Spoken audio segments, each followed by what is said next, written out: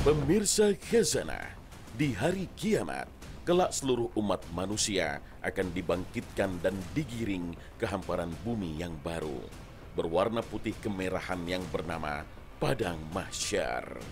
Rasul mengabarkan, mereka dibangkitkan tanpa sehelai benang pun menempel di badan alias telanjang, dalam kondisi belum dikhitan serta tanpa mengenakan alas kaki. Kondisi telanjang ini akan dialami semua orang, laki-laki maupun perempuan, sehingga laki-laki bisa melihat perempuan yang telanjang, demikian pula sebaliknya. Bukankah kondisi ini akan membuat para wanita merasa malu karena kaum pria bisa melihat tubuhnya tanpa sehelai benang pun? Demikian pula para pria, bukankah akan merasa malu karena semua orang termasuk para wanita bisa memandangnya? Jika dibayangkan sekarang dalam kondisi normal, tentu kondisi yang demikian itu akan sangat memalukan. Siapa yang sanggup berdiri tanpa busana dipandang orang lain, apalagi dipandang lawan jenis? Hal ini pula yang dirasakan dan dikeluhkan istri Nabi Ummul Mukminin Aisyah radhiyallahu anha. Maka Aisyah bertanya kepada Rasulullah SAW, "Wahai Rasulullah, apakah para lelaki dan wanita sebagiannya akan melihat sebagian yang lain?" Beliau SAW menjawab, urusan pada hari itu lebih dahsyat daripada mereka memperhatikan hal tersebut. Muttafaqun alaih. Perhatikanlah apa yang dikatakan Nabi SAW. Saat itu rasa malu tak lagi dirasakan. Meski telanjang bulat di tengah keramaian orang-orang yang sama-sama telanjang, tak akan ada yang merasakan malu lagi karena dahsyatnya suasana di Padang Mahsyar. Lalu sedahsyat apa sampai orang sudah tak lagi menghiraukan rasa malu sekalipun kondisinya memalukan? Rasulullah SAW mengabarkan kondisinya. Pada saat itu matahari didekatkan dengan jarak hanya 1 mil dari kepala. Rasulullah SAW bersabda, matahari akan didekatkan dengan makhluk pada hari kiamat sehingga jaraknya 1 mil. Ketika itu manusia berkeringat sesuai dengan amalnya. Di antara mereka ada yang berkeringat sampai ke mata kaki, ada pula yang sampai ke 2 lutut, ada yang sampai ke pinggangnya, dan ada yang tenggelam oleh keringatnya. Hadis riwayat Muslim.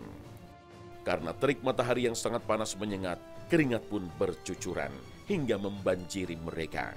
Ada yang keringatnya menenggelamkan badannya hingga mulut, ada yang hanya setinggi lutut, dan ada pula yang hanya setinggi betis. Semua tergantung amal perbuatan selama di dunia.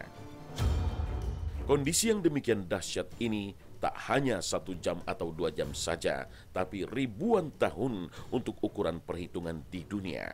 Hal ini dikabarkan Nabi SAW dalam sabdanya, pada hari manusia bangkit menghadap Allah Rabbul Alamin, Al-Mutaffifin ayat 6, selama setengah hari dari 1 hari yang kadarnya 50.000 tahun, maka diringankan bagi orang mukmin sehingga lamanya seperti matahari menjelang terbenam sampai terbenam.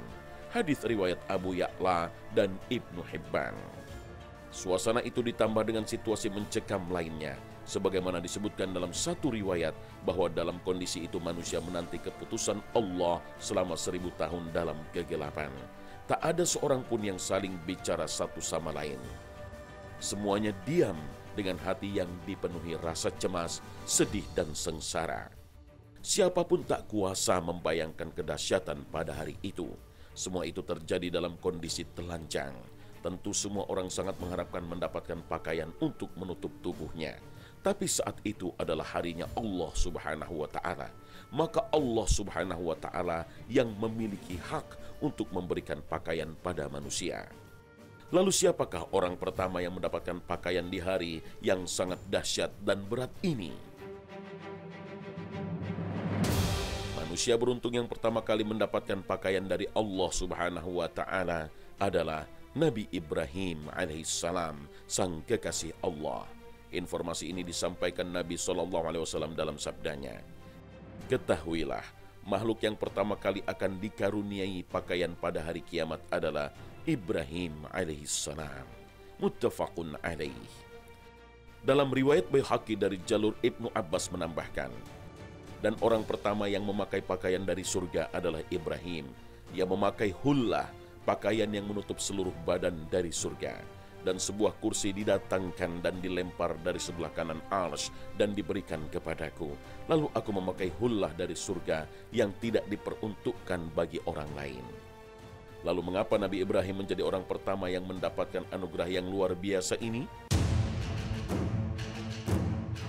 Berdasarkan keterangan para ulama, Nabi Ibrahim diberi pakaian Allah Subhanahu wa Ta'ala yang pertama karena beberapa sebab.